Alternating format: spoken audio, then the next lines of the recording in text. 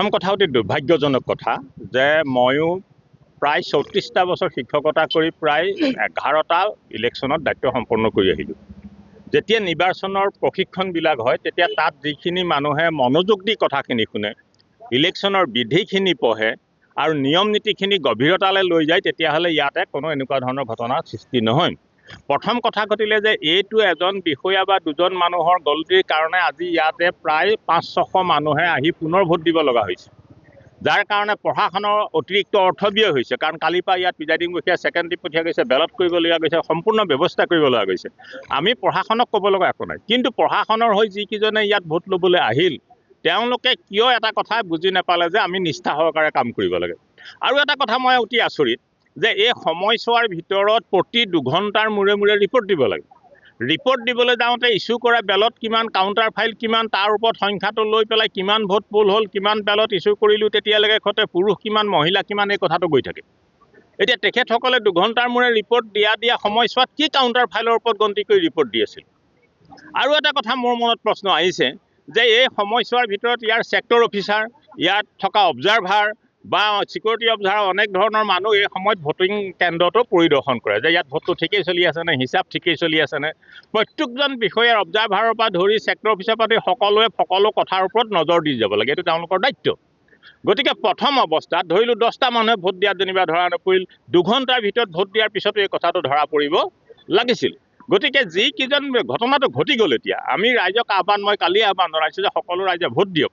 কিন্তু প্ৰথম কথা ঘটিলে যে যিকেইজন বিষয়াৰ এই গাফিলাতি ইচ্ছাকৃত বা অনিচ্ছাকৃত, ইয়াত নাজানে বুলি কোৱা কথা নহয়, কাৰণ তাতে আমি যিটো গম পাইছোঁ কোনো এজন বিষয়াই নতুন প্ৰথম এইবাৰৰ কাৰণে ভোট লোৱা মানুহ নহয়। তেওঁলোকৰ চাকৰি কাৰ্যকাল কমচে কম এতিয়া 25 বছৰৰ ওপৰত। যোৱা 25টা বছৰত তেখেতসকলে নাই বুলিও 5টা ইলেকশ্যন হয়তো পৰিচালনা কৰি আহিছে।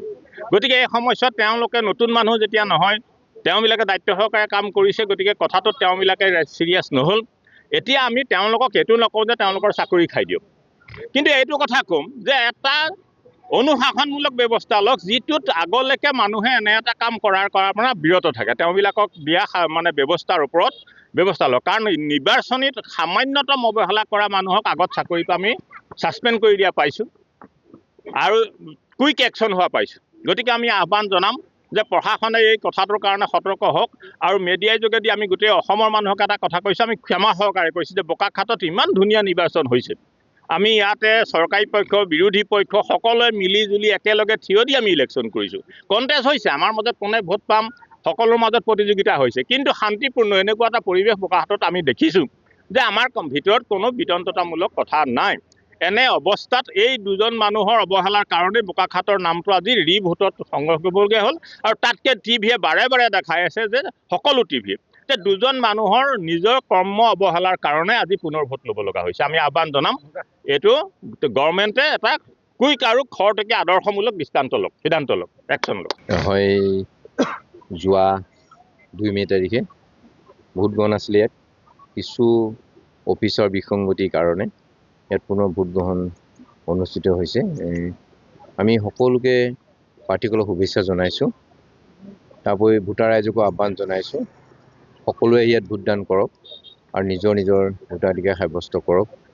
আৰু আজি আশা ৰাখিছোঁ শান্তিপূৰ্ণভাৱে এতিয়ালৈকে বৰ্তমানলৈকে ভোট গ্ৰহণ অনুষ্ঠিত হৈছে আৰু ভোট গ্ৰহণ শান্তিপূৰ্ণভাৱে বুলি হৈছে। ইয়াত কোনো বোকাখাত সমষ্টিত কোনো এটা বিসংগতি হোৱা নাছিলে। দুৰ্ভাগ্যক্ৰমে ইয়াত এটা অফিচাৰ ভুলৰ কাৰণে, পুলিং অফিচাৰ আৰু প্ৰিজাইডিং অফিচাৰ ভুলৰ কাৰণে এইটো হ'ল।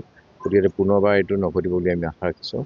সকলোৱে শান্তিপূৰ্ণভাৱে মিলিজুলি আমি ভোটদানত সহযোগিতা কৰিব লাগে। মই ভাবোঁ এইটো অনুসন্ধান হ'বলৈ এনকুৱাৰী হ'ব লাগে আৰু বিহিত ব্যৱস্থা গ্ৰহণ কৰিব লাগে, যিহেতু তেখেতসকলক এইটো ট্ৰেইনিং দিয়া হয়। আৰু মই নিজে ব্যক্তিগতভাৱে গম পাইছোঁ তেখেতসকল বহুত পুৰণা বিষয়া এইবিলাকত জড়িত। আগতে এইটো ইণ্টেনশ্যনেলি হ'ল নে কি হ'ল, একচুৱেলি কাৰ ভুলৰ কাৰণে হ'ল, এটা এনকুৱাৰী হ'ব লাগে। এনকুৱাৰী হৈ তেখেতসকলৰ বিহিত ব্যৱস্থা গ্ৰহণ কৰিব লাগে। এইটোৱে প্ৰথম ঘটনা, এইটো দুৰ্ভাগ্যজনক, অতিকৈ দুৰ্ভাগ্যজনক। এইটো প্ৰথম ঘটনা, ব্যৱস্থা গ্ৰহণ কৰিব লাগে। আৰু ট্ৰেইনিঙৰ সময়ত নিজে গুৰুত্ব নিদিয়ে আৰু ইয়াতো গুৰুত্ব দিয়া নাই আৰু চিৰিয়াছলি লোৱা নাই মেটাৰটো। তেখেতসকলে ট্ৰেইনিং ভালকৈ দিছিল নিদিছিল, ট্ৰেইনিঙত কাৰোবাৰ লগত মিলিজুলি ট্ৰেইনিঙলৈ নহাকৈও আছিল নে, কেনেকৈ জানিব এইটো। ৰাহ শাস্তি হৈছে, তাৰ বাবে আচলতে দুখিত আমি, এইটো হ'ব নালাগিছিলে। সেইকাৰণে পুনৰবাৰ আহক, অকণমান কষ্ট কৰক, সকলোৱে তেখেতসকলৰ গণতান্ত্ৰিক অধিকাৰ ৰখা ব্যৱস্থা কৰক। পুনৰ ভোটগ্ৰহণ যোনটো হৈ আছে খুব পিচফুলি হৈ আছে, শান্তি শৃংখলা মেইনটেইন কৰি পেলাই স্থানীয় বাসিন্দা লগতে আমাৰ গোটেইখিনি মানুহৰ পূৰা সহযোগিতা আছে আৰু খুব সুন্দৰকৈ ভোটগ্ৰহণটো হৈ আছে। 47 নম্বৰ গুটুং LP স্কুল ভোটগ্ৰহণ কেন্দ্ৰটোৰ নাম। আৰু সেই আৰু ইয়াতে 583 ভোটাৰ্ছ আছে। তাৰে ভিতৰত এতিয়ালৈকে আমাৰ 25% আবাভ হৈ গৈছে। চৰকাৰী নীতি নিয়ম মানি যোনখিনি কৰিব লগা আছে সেইখিনি কৰা হৈছে। আজি ভোটগ্ৰহণ প্ৰক্ৰিয়া কেনেদৰে চলি আছে? খুব সুন্দৰভাৱে চলি আছে, একদম শান্তি শৃংখলা মেইনটেইন কৰি পেলাই মানুহখিনি আহিছে আৰু ৰিনিউড ফূৰ্তিত আহিছে মানুহখিনিয়ে আৰু ফূৰ্তি কৰি পেলাই গৈছে। ভাল লাগিছে।